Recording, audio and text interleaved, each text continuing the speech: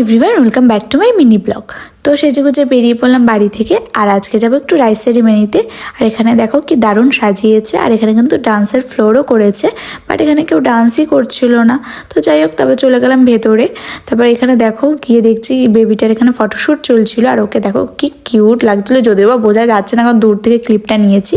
তারপর চলে গেলাম কফি খাওয়ার জন্য। আর এখানে কফি নিয়ে তারপর চলে গেলাম একটু পকোড়া খাওয়ার জন্য। তো পকোড়া নিয়ে তারপর চলে গেলাম একটু ফটো তোলার জন্য। আর আমি কোথাও গেলে সব কিছু মিস করতে পারি, বাট ফটো তোলা একদমই মিস করা যাবে না। তারপর চলে গেলাম খাওয়া দাওয়া করতে। আর এদিকে মা আমি বসে পড়েছি। তারপর দিয়ে দিয়েছিল জলের বোতল। আর আমি কিন্তু সব কিছু খাইনি, তো তোমাদের জাস্ট মেনু কার্ডটা দেখিয়ে দিচ্ছি যে কী কী আছে। আর এখানে বেবিটাকে খুব কিউট লাগছিলো ফটোতে।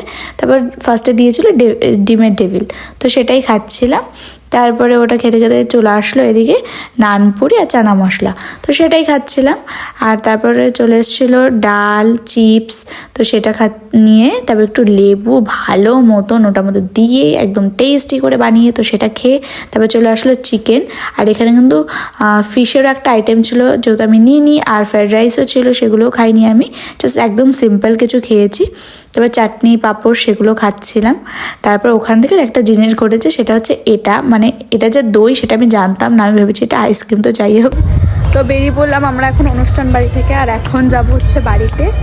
তো চলো আজকের মতন টাটা, দেখা হচ্ছে অন্য কোনো ভিডিওতে। আর ভিডিওটা ভালো লাগলে লাইক এবং সাবস্ক্রাইব করে দিও। আর ফেসবুক দিয়ে দেখলে ফলো। বাই।